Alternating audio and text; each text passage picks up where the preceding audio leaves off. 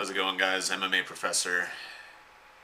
Back to do a video on MMA. Weird, I know. My last video wasn't on MMA, so I figured I'd just do a quick kind of news update. Give my thoughts on some news that's happened lately before I do my UFC 104 predictions.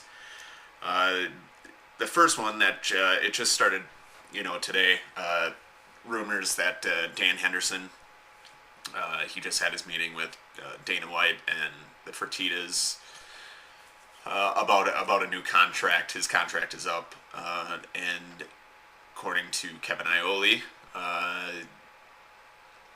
they couldn't reach an agreement on price.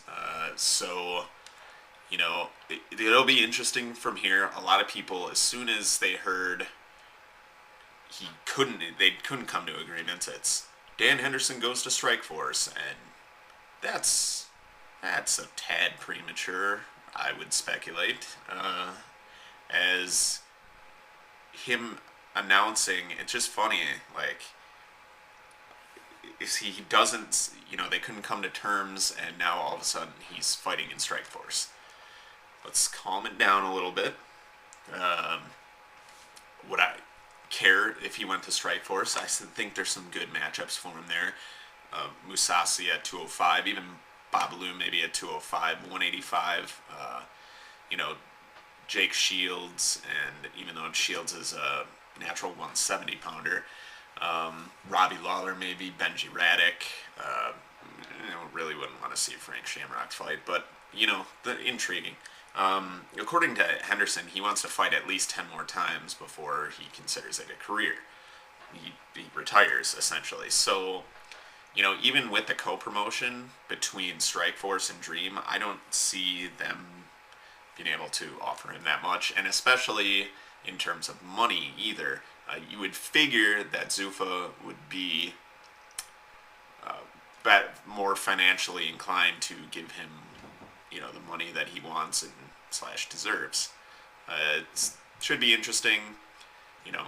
Just because they couldn't come to terms this time doesn't mean that if Strikeforce, I don't know the time period in which Strikeforce hasn't even offered him a contract yet. So how long they have to wait in order to offer him, because after a contract is expired, Zuffa has the rights to make offers before any other companies can put their cards on the table. So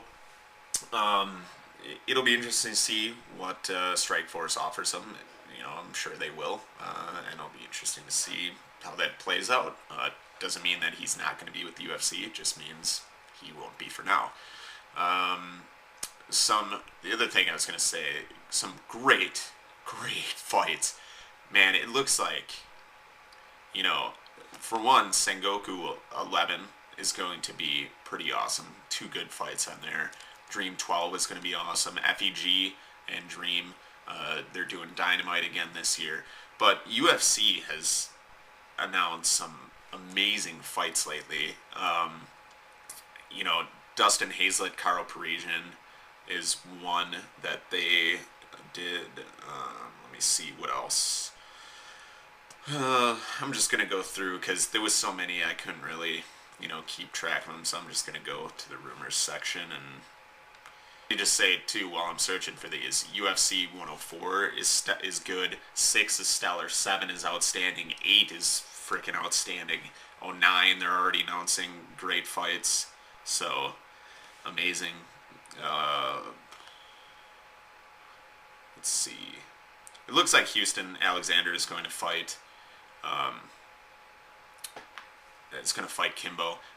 Kimbo, before he even got on the show, he was talking about how he can make 205. So I think that's a dead giveaway. That one, he's not going to win the show, which is obvious because he lost already. But, they're just not announcing it to have the illusion out there that Kimbo went deeper in the competition. Rashad Evans, Thiago Silva, Junior Dos Santos, Gabriel Gonzaga, Carlos Condit, Paul Daly is going to be phenomenal. Tyson Griffin, Jim Miller. This is all from UFC 108 too. Dan Lozon against Cole Miller. That's all UFC 108, which is just ridiculous. They announced another fight too for one. Damian Maia against Dan Miller for at UFC 109, and also Wanderlei Silva against Yoshihiro Akiyama at 110, which is going to be in Australia, which is excellent.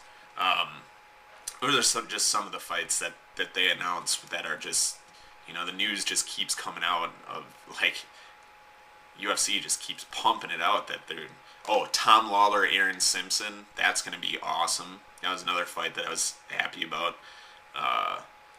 So yeah, they just keep adding them on, man. It's crazy. Sengoku 11th battle, man. Jorge Santiago against Mavid Khalidov. Fantastic. At least more people see how good Khalidov is. And also the UFC signed Rory McDonald. He's the King of the Cage lightweight champion, I think, even though he's only 20 years old and his body's still growing, kind of like a Tamden McCrory type situation. And he's going to fight at 170. He's had a couple fights lately at 170, and he's going to fight. Well, I don't know what the rumors that he's going to fight somebody, but he's going to be outstanding, and I expect him to be a contender a couple years down the road for the belt. So anyways, just, some thoughts on some of the news lately. I know a lot of you, my subscribers, are pretty hardcore, so you know a lot of the news and stuff like that, but it should be good. It's just a precursor to my 104 predictions that I'm probably going to do either tomorrow or the next day, probably somewhere around there. The other thing is, too, if you guys want to follow me on Twitter, I'll put the link in the sidebar.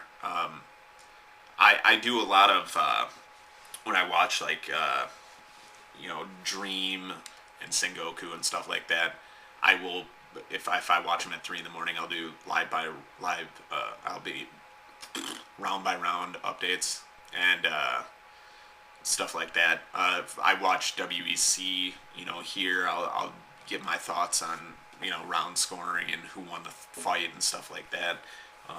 And then, I don't usually do it for UFC events because I usually go out for those, so I'm not updating. I don't like to update my Twitter by phone, but for 104, I might do I might take my camera and do react, depending on how loud it is in BW3s. I might do, live, updates as the fights progress. Like give my reaction and have my friends give their reactions and stuff like that. So that should be cool. But anyways, if you want to follow me on Twitter, it's MMA Professor. So I do all that kind of stuff. Give my thoughts on news and stuff like that. Just quick updates as they happen. So a lot quicker than I can put up a video. Yeah, aside from that, UFC 104 predictions coming up next. So look forward to that. You guys stay metal. Later.